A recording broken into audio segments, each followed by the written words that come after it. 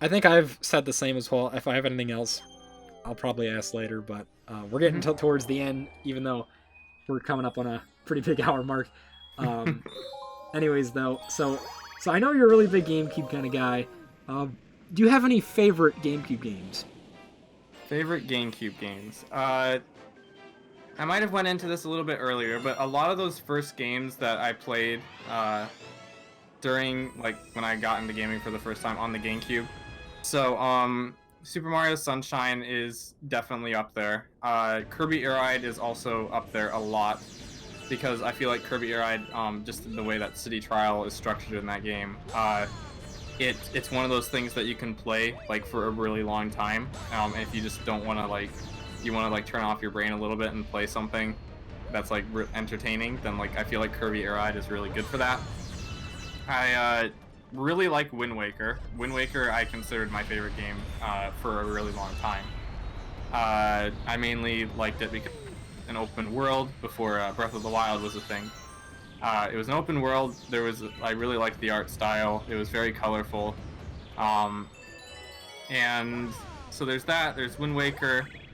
Path of Radiance, of course, is a GameCube game that I really like. Let's see, any other GameCube games that I like? I know that. Oh, here's one that I haven't talked about yet. Star Fox Assault. Star Fox Assault is kind of a short game, but it has a absolutely phenomenal multiplayer mode. Like it's one of those games where like they just kind of tag the multiplayer mode onto the main game, but to me, like Star Fox Assault's multiplayer mode is absolutely phenomenal, and sometimes I'll even come back to play it to this day because I just love it a lot. And Four Swords Adventures, Legend of Zelda: Four Swords Adventures is another Zelda game that's for the GameCube that I really enjoy, and I actually partially credit it for getting me into like making just like content in general or entertainment, because one of the first things I did to entertain other people, like before YouTube, before I made videos, like even before I made like machinimas and stuff, is I actually like told my sisters like these little like fan stories regarding Four Swords Adventures that I came up with, and then that eventually led into making like videos and then making animations and stuff like that. But that's besides the point. Four Swords Adventures is like, it's really hard to play nowadays with multiple people in 2021, but it's a really unique experience that I would recommend if you ever find the opportunity, because it's just one of those things where it's a fun time with a bunch of people. But yeah. It's funny you say that. Well, I'll let you finish. No, I wasn't going to say anything else. Go. Okay, well, anyway, it's funny you say that. I can definitely back you on that statement. Well, somewhat. Four Swords Adventures is actually a game I own and have been wanting to play more for years. Mm-hmm. It's been in my backlog for a while, for like 7 years now, actually. But it was one I kind of got burned on, where I went to use Game Store, and my mom was like, $40 used? Are you sure about that? I'm like, I just kind of begged her, and then the employee's like, well, it is a Zelda game. This is in 2014, mind you, and I got the game. But I probably could have... I looked up online, and a lot of the stuff I bought used, I probably got screwed over. Because a lot of the stuff, people act like scalpers and stuff in stores sometimes, but like stuff like Minish Cap I got for $40, and the game was a bootleg as well. It wasn't even real, and the game, I lost my save when I came back years later. I didn't even know it was, and I got that game for $40 used. When it was going, stuff like Four Swords Adventure or Minish Cap was going for like $15, $20, and I really I really fell for it hard. So I kind of, you learn things in life, live and learn. I think that's like a Sonic song. Yeah, Four Swords Adventure I need to play more. I probably should put the value of how much I spent for that game when it isn't even in a legit... I looked through some of my GameCube collection, and later this year, or last year, I realized that a lot of the cases I have aren't even the real cases. Like, just the disc, from what I could tell, is the real thing, and either they printed out or, like, fake artwork or something or what, but, like, I loaned this in my 1,000-year door copy. Unfortunately, that game as well, the case is a random DVD case, and then somebody printed out some... I was like, wait a second, why is it like crinkled here? I realized because it's not the actual artwork that's meant to fit in the slip cover, and that's why it's crinkled. And of course, it's the player choice version too. Yeah. But I still have the disc, and I remember one thing I was happy about was how clean the disc looks. It looks like it's in perfect condition, no scratches at all. Thousand Year Door, and it looks like a lot of the GameCube disc I have, like I think my Sunshine one looks like it's worn off a little bit and scratched. Probably my worst condition one is I kind of got suckered into this again last year, where I wanted to play Pokemon XD. This was just before GameCube games were getting really expensive. I got Pokemon XD for like a brand new what you normally would pay for a brand new game these days, and it was thankfully complete in box, but the disc was garbage. I don't know if you watched my streams for Pokemon XD. I had some issues where on my old GameCube, before I traded in because I wanted to get HDMI support, I talked about this too in my Luigi's Mansion Let's Play. That actually relates to the Fire Emblem story. The old one had a good laser and actually could read my XD disc just fine. The new one I have can't read it worth a crap. But my Wii, though, with backwards compatibility, can read it perfectly with no issues. But it sounds like it's grinding with a chainsaw or something.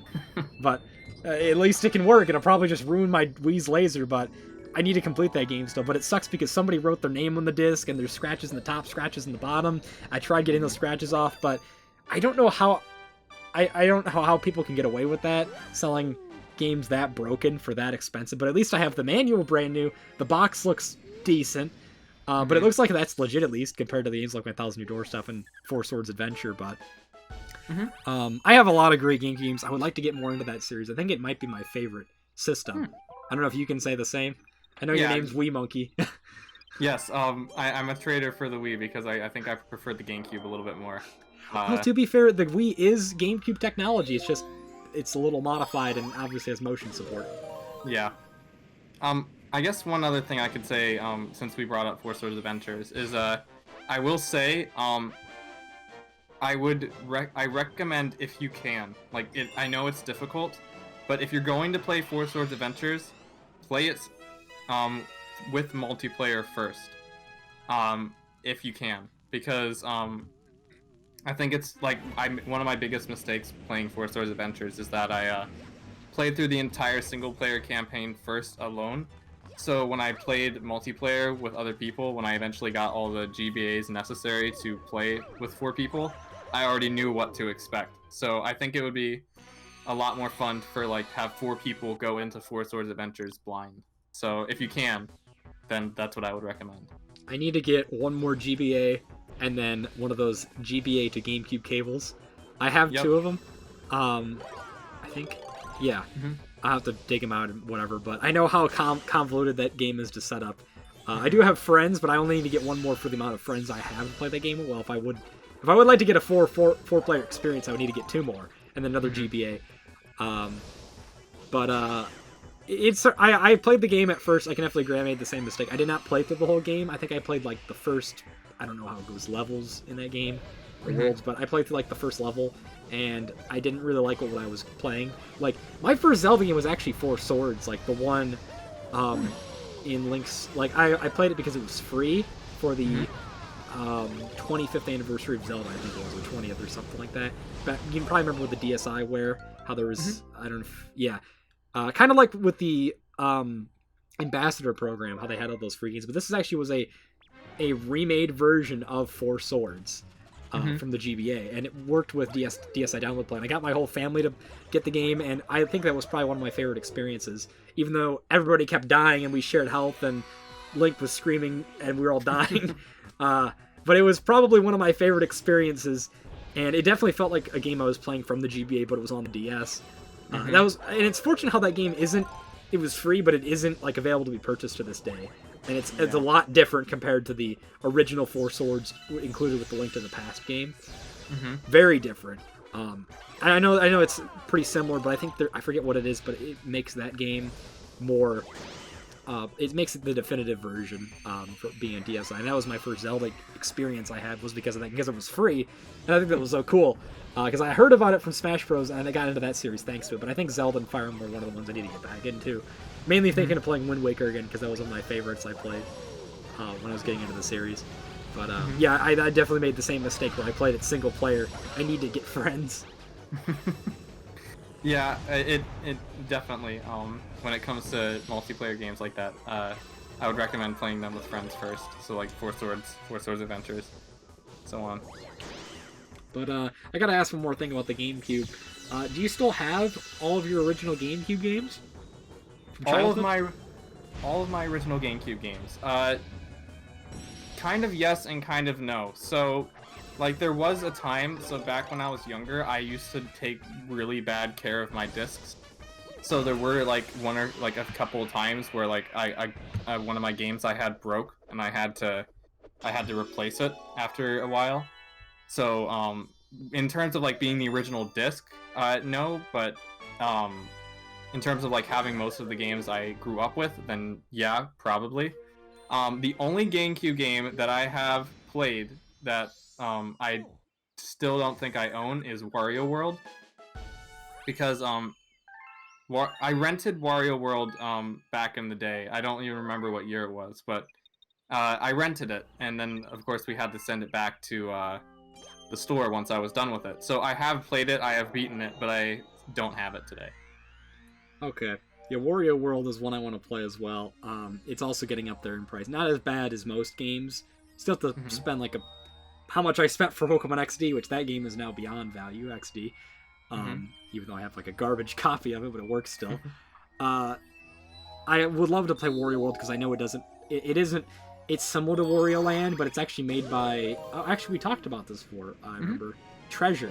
They made like the Sin and Punishment series, but more obscure Nintendo IP, which you do see from Assess Trophy wise, and I think some other stuff too. But Treasure is a very developer that I know is like kind of revered by a lot of retro game people, and Wario World I know isn't the best of their works, and people have. It's a very mixed opinion game, but I know. From what I see, I think I'd enjoy playing it. It's a game I also had experience with. Like for some reason, a lot of the promotional art Nintendo would use back in the early, the late like single-digit 2000s, they would use Wario World art for some reason. I'm not really sure why.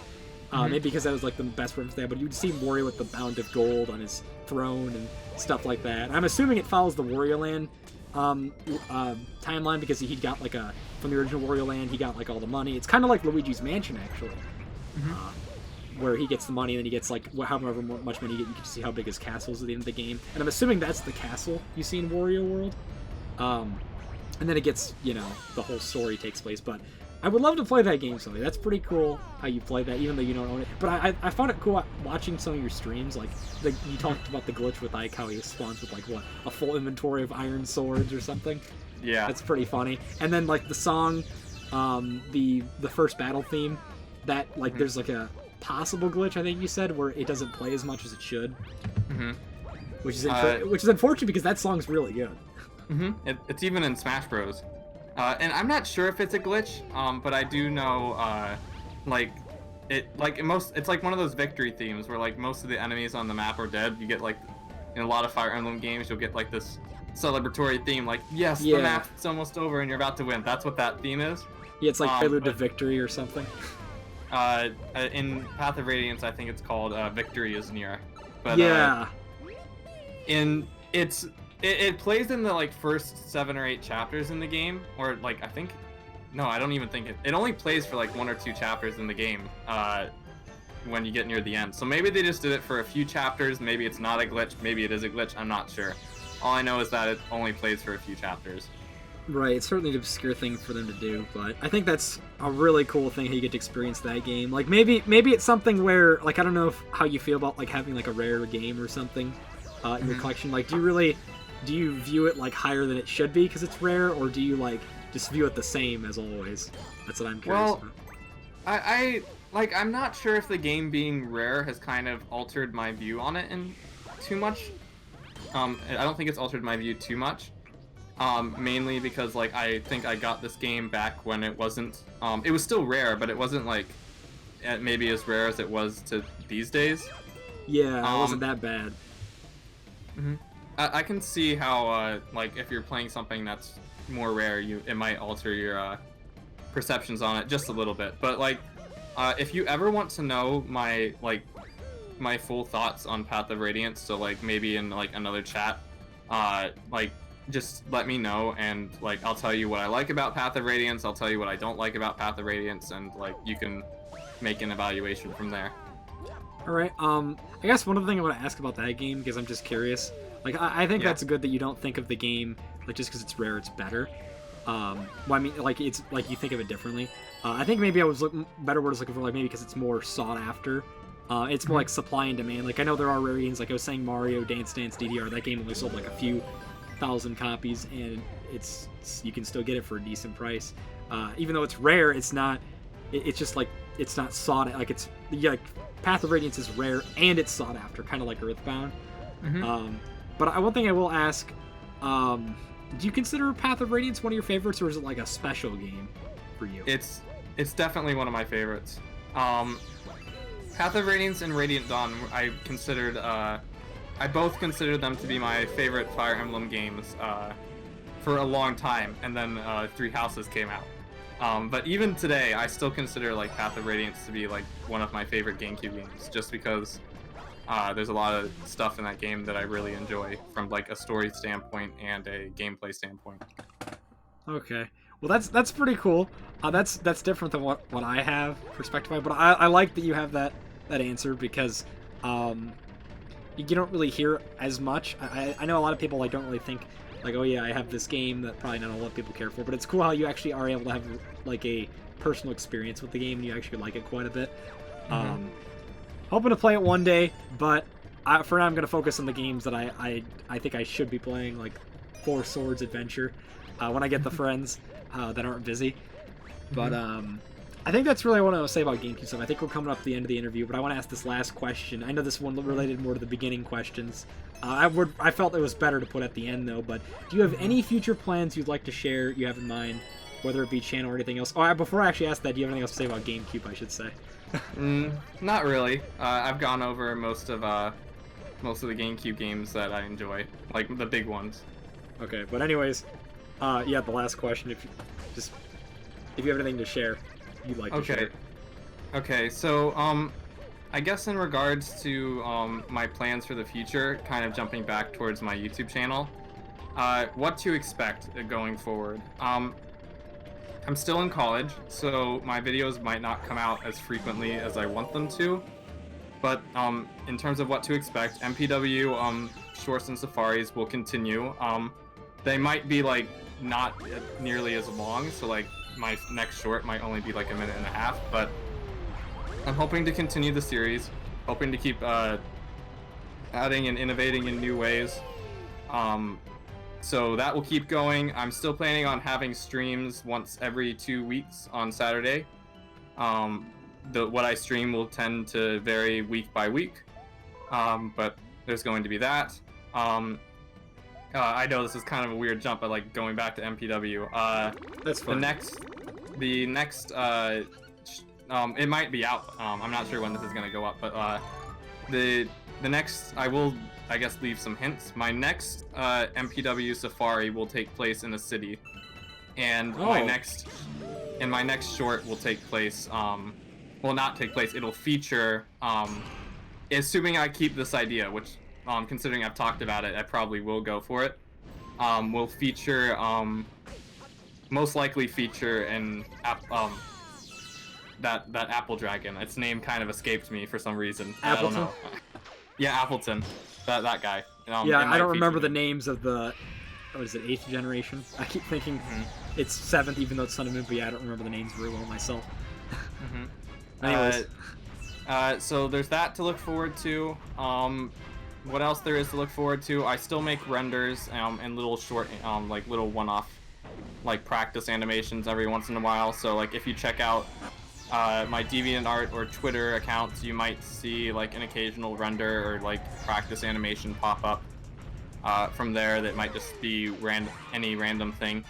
And in terms of tutorials, I'd say like if you're looking to, I wouldn't say like maybe go to me if you're looking to get like a huge jump start on everything Blender, but if you want to work with like Pokemon models in Blender and you want to make like a Pokemon animation, or you want to make like your own Pokemon 3D renders, then I do plan on updating like pretty much all of my that I made back in like a few years ago, and I'll update those for 2.8, and then from there I might like expand a little bit. I don't know how often those will come out, but hopefully it won't be too long of a wait. And from there, hopefully you like hopefully if you want to get into that stuff, what I say will prove useful and help you maybe get a jump start on all this type of stuff. But yeah, besides that, there's one other kind of major video project that I'll probably do in the next year or two. And there also is some short stories and one big long like written Pokemon story that I plan on making that kind of will go into detail about like what I think the world would be like, or some events that would happen if Pokemon just showed up on the world on Earth one day. So if you like reading like fan fictions or stories about Pokemon, you might also find that enjoyable. But yeah, I'd say that's most of what I have planned for the future, and yeah, that's pretty much it. Well, I gotta thank you for being here today. I really appreciate talking about all this variety of stuff.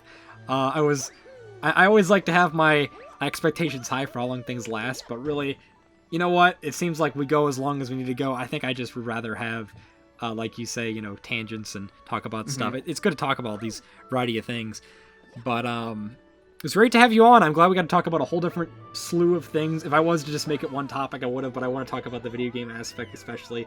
I know we're talking about your channel, but go check out Wiimonkey's YouTube, Twitch, Twitter, anything else, any other social media links, DeviantArt, and follow him because he makes some great stuff. He's got a great future going for his community and everything like that. And tune into his streams when you can, because they're pretty enjoyable to be there and just chat. You probably will see me there. Most likely you'll see me, probably see a lot of his fans I was mentioning if you watch this whole 3 hours and 20 minutes, depending if I didn't edit some of the stuff out. But yeah, thank you so much for being here, Wiimonkey, and I'm glad to have you on, and I really had a great time talking with you. I had a great time talking with you too. Nice to get to chat a little bit. And thank you for having me on as well. It was very nice. You're welcome, and I'm really glad that I could always find more and more YouTubers and any other content creators, or just people who are passionate with stuff they love, to be on to interview, because they definitely deserve some sort of recognition for all the hard work they do, and I think you're no exception for that. You definitely deserve some sort of appreciation. Mm-hmm. Thank you. You're welcome. But anyways, though, then, guys, that's it for this interview then. Thank you so much for joining me once again, and I'll see you guys for the next one.